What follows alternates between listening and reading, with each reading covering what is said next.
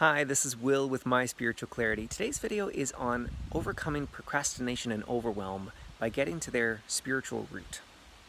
There are many approaches and practices, but I want to give you potentially a fresh perspective on it so that you can build this foundation, because this is in the lead up to my course called The Essential Business Skills for Healers. And one of the essential skills for healers and coaches and therapists to grow their practice is the ability to shift procrastination and overwhelm. Because if you think about it, and thereby grow confidence, because it's all about confidence in the end. If you think about it, what comes before marketing, sales, website editing, content creation, what comes before all of that? It's a trick question. It's actually getting in action, it's doing something, it's getting your butt in motion. And too many of my clients get stuck in procrastination and or overwhelm. And especially so if you're in the earlier stages of your practice. And by early stage, I mean your first year to 3 years, even 5 years, or until you have a full practice. In my mind, in my view, in the stages of business, which there are 4 stages of business that I cover in the first class, the webinar, and the full class, there's 4 stages. And a lot of my clients are in the first stage, some are in the second and third, but a lot in the first. And that's your first year, 3 years. You have 1 client, maybe up to 10 clients, or in total, or at the moment you have just 1 or 2 a week. You're not really in you're not in momentum yet. You might be in movement, but you're not in momentum yet. And usually the biggest challenge, and I know I faced this for years, the biggest challenge is this. It's what's going on inside of here. There's the 8 pillars of the imposter complex, which I cover in more detail in the course, and I have other videos about that as well if you want to look up some of my free content on that. And 2 of them are procrastination and overwhelm. So it's a foundational skill to be able to get out of that and get into doing something is a foundation. Sorry, my cat's distracting me. So how do you do that? Well, one of my favorite tools for shifting out of procrastination is the following. And it's this. I found that 99% of procrastination for myself and my clients is actually a very specific thing. It's a fear of a specific judgment from a specific person.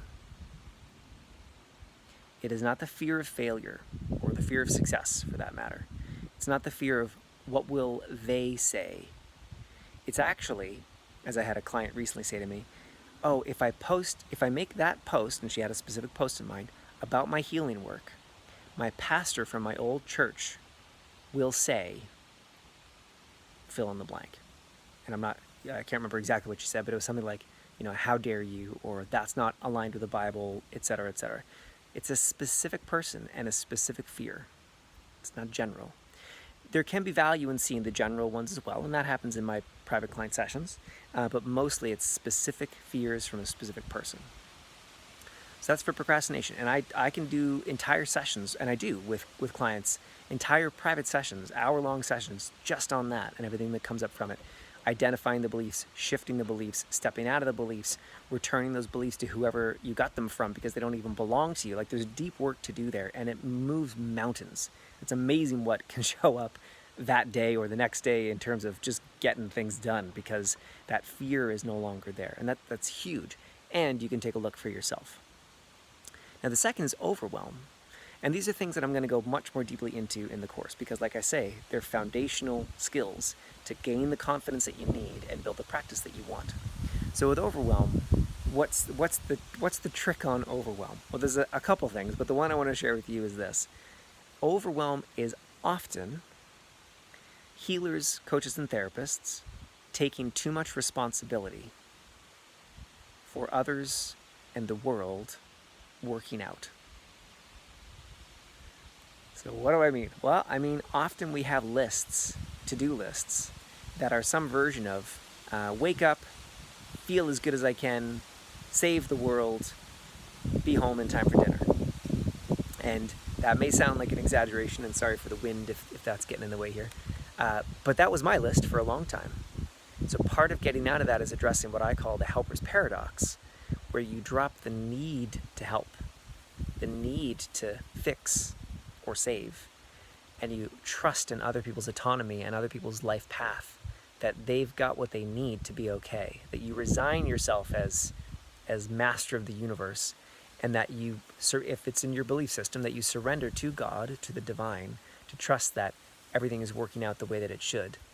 And you have a part to play. You have agency. You can make a difference. It's not that you're here to ignore the suffering of others or the world, to pretend that, oh, everyone creates their own reality so I can la la la la la. That you find a new healthy balance where you're fully in action, lit up, alive every day, but not overwhelmed by it. So that's what I want for you out of this course as well. And this course coming up, the Essential Business Skills for Healers, in this video I've shared some of the key teachings or core teachings from that course, and there's so much more.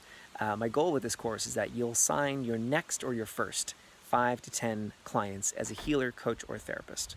So I'd love to see you there. There'll be more info down below. Have an amazing day. I'll see you soon. Bye-bye.